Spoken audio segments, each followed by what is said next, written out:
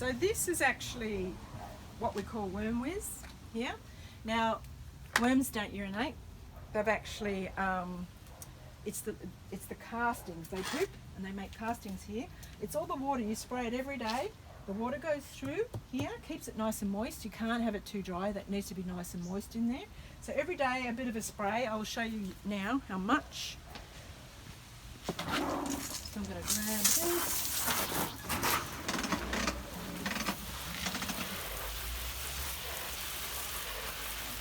Okay.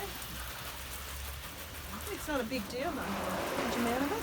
But what will happen is that will seep through, and what you comes through here, eventually it goes through the worm castings, that's here, and then it comes through here, and then you've got over here worm whiz. It's just the name. So as I said, they don't urinate, but that's just the liquid that comes out of the castings. So when you actually put this in the garden, this is very concentrated. So what you do here is you just put a tiny little bit like that there, and then you fill the rest up with water, and then you go through your garden.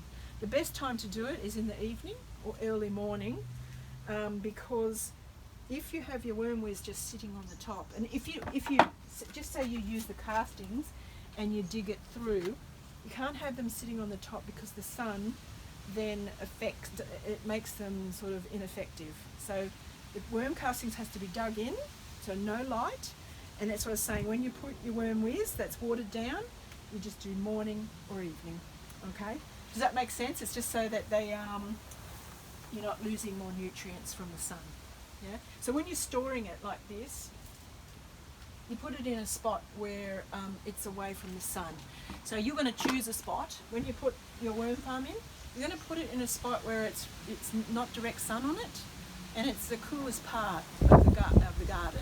Somewhere protected behind a shed or something like that, because they could fizzle. They could just get too hot.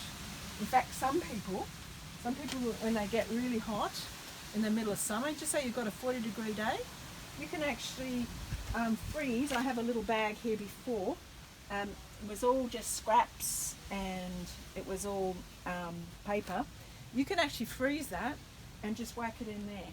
Let it sit there, and it keeps the worms nice and cool, the worm farm cool. And then later you can come along and mix it through. So, yeah. There's something else I was going to tell you too. But anyway, I'll get back to that.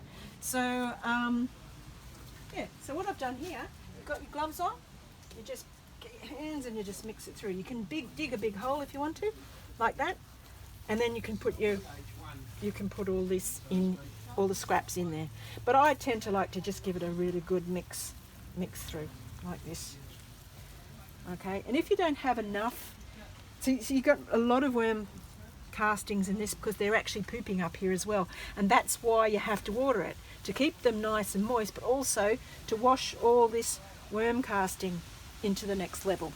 If you don't water it every day, which I haven't, that's why you end up with so much casting. See how that looks like I don't know, soil, but it is worm casting, but it needs to be watered every day so that it goes through, because you want to concentrate on just having the paper and the scraps, not all the worm castings in here.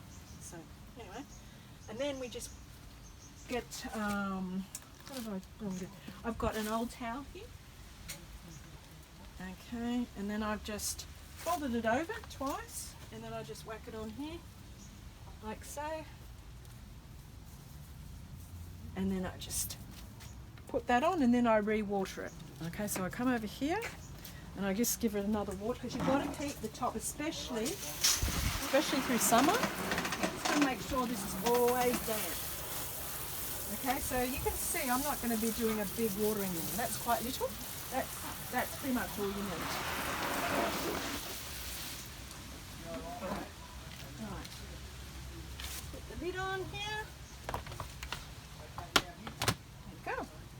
So if it's, say, you go away on holidays, and as long as they're in a cool spot, and you put a few scraps in there, and a decent, not too much, but you put a few scraps in there, keeps them happy. They're fine. What they'll do is they won't breed as much, but then by the time you come back home, you just do the feeding again, and then they'll just start to multiply again.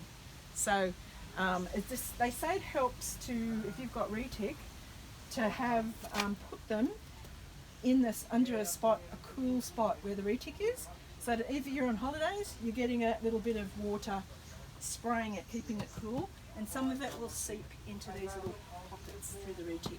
So that's something that they recommend to do, when it's hot and it's, otherwise you've got somebody to maybe water it down for you every second day or something. So that's pretty important.